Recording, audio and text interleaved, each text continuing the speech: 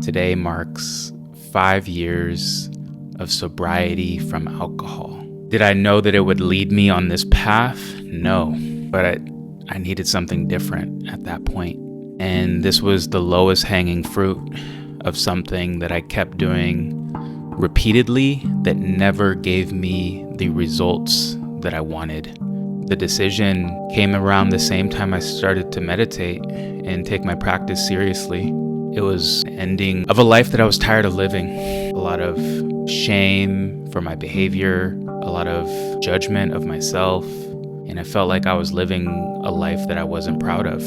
And alcohol for me was something that was part of my identity. But I had to come to that place of like, what did I care about more? Like feeling at home in my body, working towards goals that I felt were important to me, or at least just figuring out who the hell I was. Because I feel like when I was drinking, I was running away from my emotions. And one of the greatest gifts is feeling the emotions instead of running away from or avoiding or numbing myself from the sensations. This is all information that I can use to change my behaviors or to go deeper into an experience.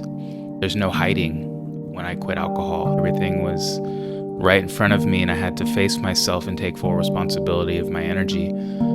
That's probably the greatest gift is being with everything, let alone just the trajectory, how many negative experiences that I avoid just by not drinking alcohol. I can recall on counting on both hands how many situations that I regret by drinking alcohol. And it's not a judgment on anybody who chooses to do so, but let's be clear, you're putting poison in your body, period.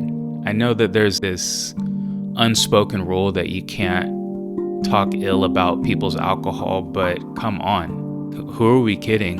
Can we call a spade as this is poison and it's completely debilitating our ability to connect with one another. We think we're connecting with one another by coming to a bar or whatever, but you couldn't be farther away from one another spiritually. On a felt sense, like you are completely numb and only giving the optics of closeness. You couldn't be more farther away from yourself or from one another. Sorry, that's my one judgment, because everything that it promises, it's actually robbing you of. This one decision has completely changed my whole entire life trajectory. The types of experiences that I have, the types of relationships that I have are all amplified and the complete opposite of what I settled with back then. And this level of self-respect that I have, this level of self-love that I have, can't be taken from me. And it's not wavering, it's not dependent upon life circumstances going completely my way. There's things that don't go my way all the time, but the easy thing to do is to numb yourself out so you don't feel it. But like I feel it and see that it's coming from a dimension of myself that I've yet to reconcile with, and I have the time and space to deal with the self and not run away from it. Another one of the things which is equally as important in my reflections around sobriety, we use food as an escape from reality just as much as we use alcohol. And taking the alcohol away allowed me to hold a light to my food consumption and my social media consumption and everything that I consume that distracts me from the present moment and distracts me from my own feelings. Like they are all the same. Alcohol is the same as food, which is the same as social media. It's all distraction. It's all to pull our soul out of our body and to hang out in limbo until we reconnect with ourselves. And do we take the opportunity to go deeper into self, or are we constantly looking for ways to sever our connection to spirit? It's as simple as that, and alcohol is the most effective at it.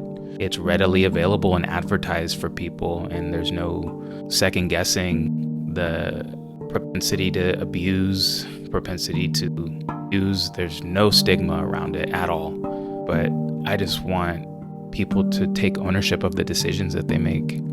Every year that goes by, I have a growing love as I continue to unfold.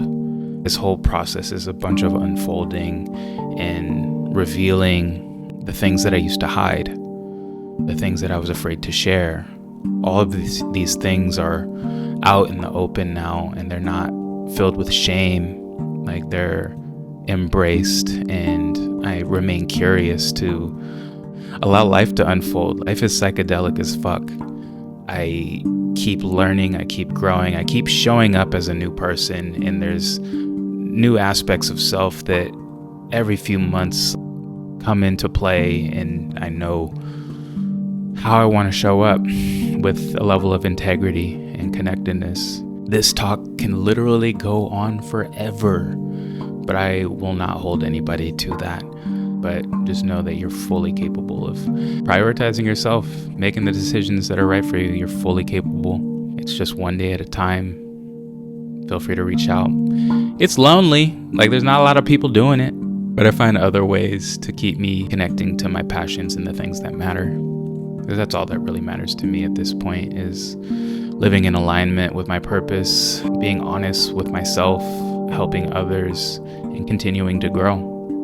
That's it. That's all I'm here for. But yeah, I can't believe you listened to this whole thing. Thank you for paying attention. But yeah, 5 years. I'll do another video at 10. See you then.